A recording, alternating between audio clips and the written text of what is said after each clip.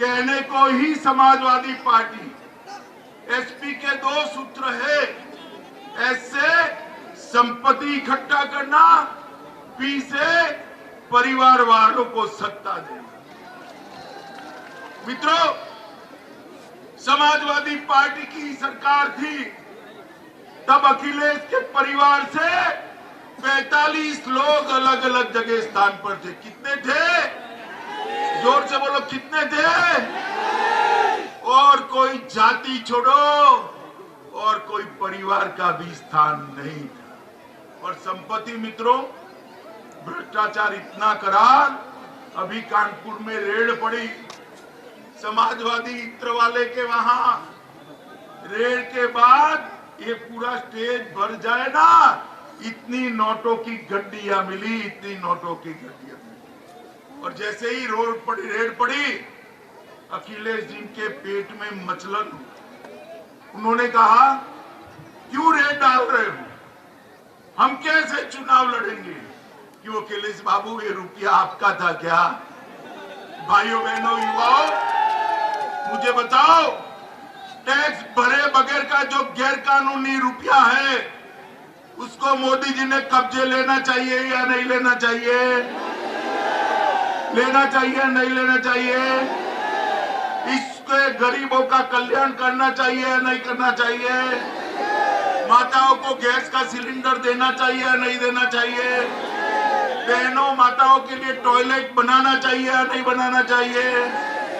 गरीबों को अनाज देना चाहिए या नहीं देना चाहिए?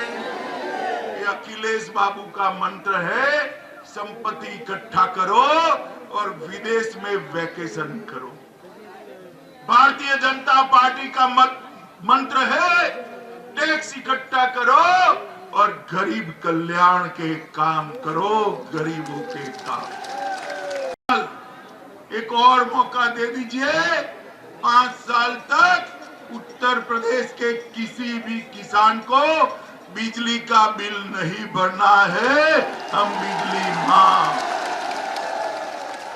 हर बच्ची जो 12वीं पास करेगी उसको स्कूटी देने का काम ये भारतीय जनता पार्टी की। हर युवा जो इंटर में एडमिशन लेगा, चाहे बेटी हो चाहे बेटा हो, उसको लैपटॉप और स्मार्टफोन देने का काम ये भारतीय जनता पार्टी की सरकार। मित्रों, आप मुझे बताओ, यहां भारतीय जनता पार्टी की सरकार बनने के बाद, योगी आदित्यनाथ के मुख्यमंत्री बनने के बाद, यहां पर कोई माफिया बाहुबली है क्या? जरा जोर से बोलो, है क्या? है क्या? सारे के सारे जेल में डालने का काम योगी आदित्यनाथ जी ने करा है। उत्तर प्रदेश में एक भी बाहुबली नहीं है, कोई है तो बजरंग बली है, इसके अलावे कोई। मित्रों, भारतीय जनता पार्टी ने उत्तर प्रदेश को देश की दूसरे नंबर की अर्थव्यवस्था बनाया है। मैं आपको कहने आया हूं, फिर से एक बार भारतीय जनता पार्टी को मौका दीजिए, 2 नंबर से देश के सबसे बड़ी अर्थव्यवस्था बनाने का काम हम उत्तर प्रदेश को करेंगे। माताओं, भाइयों, बहनों, मोदी जी ने देश को सुरक्षित करने का काम किया है। मोदी जी ने देश को सुरक्षित करने का काम किया है। 10 साल तक ये सपा बसपा के समर्थन से उत्तर प्रदेश में 2 पार्टियां हैं। दोनों पार्टियों ने समर्थन देकर 10 साल तक कांग्रेस की सरकार चलाई। और कांग्रेस की सरकार चलती थी तब आए दिन पाकिस्तान से आलिया मालिया जमालिया भारत में घुस जाते थे। मित्रों, भारत में घुस जाते और हमारे जवानों के सर काट कर ले जाते। कांग्रेस वाले कुछ नहीं करते थे क्योंकि उनकी वोट बैंक बर्बाद होती थी। मोदी जी हमेशा के लिए कश्मीर को भारत के साथ जोड़ने का काम किया। माताओं, भाइयों, बहनों, मुझे बताओ, ये कश्मीर अब भारत का अभिन्न अंग है या नहीं है? जरा जोर से बताओ, पीछे तक है या नहीं है? धारा 370, 70 साल से कांग्रेस अपने बच्चे की तरह गोदी में लेकर घूमती थी।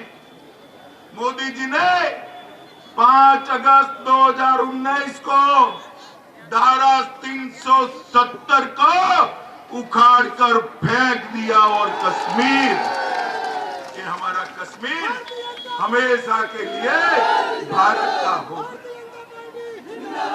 तो जब धारा 370 पर चर्चा होती थी, पार्लियामेंट में अखिलेश जी कहते थे, अखिलेश जी क्या कहते थे कि गृह मंत्री जी धारा 370 हटाई तो खून की नदियां बह गई। अरे अखिलेश बाबू, आप किसको डरा रहे हो भाई? हमें डरा रहे हो? लो, एक चली गई धारा 370, खून की नदियां छोड़िए, कंकर चलाने की किसी की हिम्मत नहीं हुई है। माताओं, भाइयों, बहनों, कि भारतीय जनता पार्टी गरीबों के लिए, पिछड़ों के लिए, दलितों के लिए शासन करती है। सपा बसपा अपनी अपनी जातियों के लिए शासन करते हैं। सपा आती थी, एक जाति का भला होता था, बसपा आती थी, दूसरी जाति का भला होता था। भाजपा आई, मोदी जी ने सबका साथ, सबका विकास का नारा लगाया और सबको आगे बढ़ाने का काम किया।